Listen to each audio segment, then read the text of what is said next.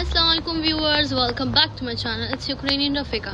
आई know काफ़ी दिनों बाद मैं ब्लॉग बना रही हूँ, पर इस ब्लॉग में मैं दोबारा से लेके आई हूँ रजिस्ट्रेशन वाली बात। तो इस ब्लॉग में मैं बताने वाली हूँ कि रजिस्ट्रेशन कैसे करना है।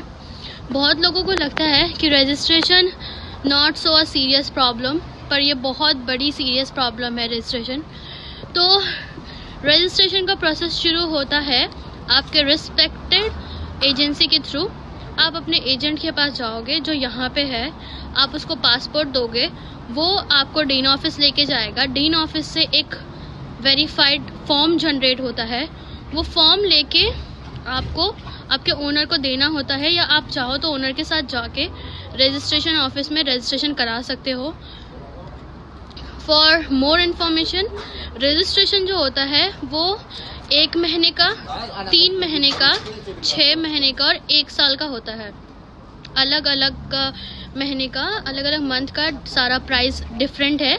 पहले महीने का 2,25,000 plus extra 10,000 for documentation process.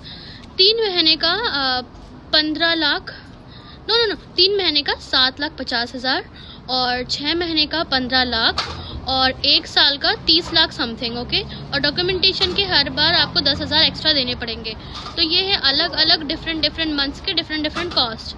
अब बात ये हो गई कि आप हॉस्टल में रहते हो तो आपको टेंशन लेने की ज़रूरत नहीं है। आप अपना वीज़ा बनवाने दोगे अपने एजेंट को, तो वो आपको रजिस्ट्रेशन में बना के दे देगा, जो हॉस्टल में आपको खुद नहीं करना होता है। ये इन्फॉर्मेशन उन लोगों के लिए है जो अपार्टमेंट में, फ्लैट में रहते हैं।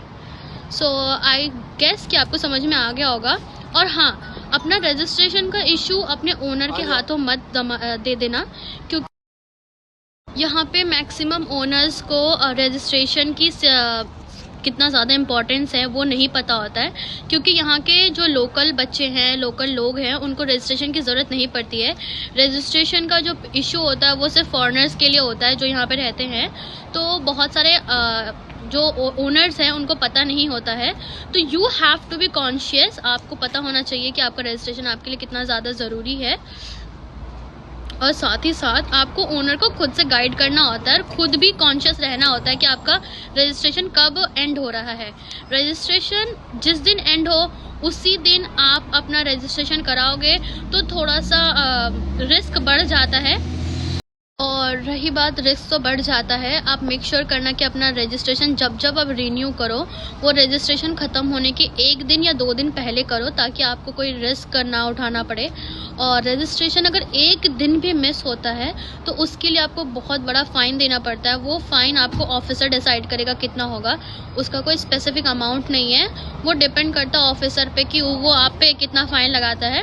और रही बात और ज़्यादा ख़तरा ये है कि अगर मान लो ऑफिसर का दिमाग ख़राब रहा तो वो आपको फ़ाइन के साथ साथ आपके पासपोर्ट पे डिपोर्टेशन का वार्निंग स्टैंप लगा देगा।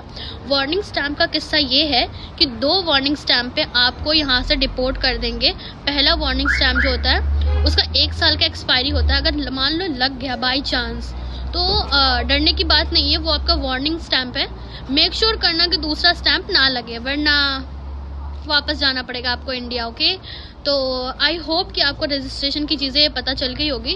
कोई और ज़्यादा जानकारी सोचना हो या पूछना हो तो आप मुझे मेरे इंस्टा पे DM करना, मैं ऐड कर दूँगी अपना इंस्टा ID। आई नो कि आसपास बहुत ज़्यादा शोर हो रहा है। तो बस इतना ही था। अल्लाह हाफिज़, बाय बाय, टेक केयर। और हाँ, मैंने बहुत दिन से बोला नहीं है, तो लाइक कर देना, शेयर कर देना, सब्सक्राइब कर देना और बेल आइकन ऑन कर लेना ताकि आप मेरी वीडियो से नोटिफाई रहो। Okay, bye bye.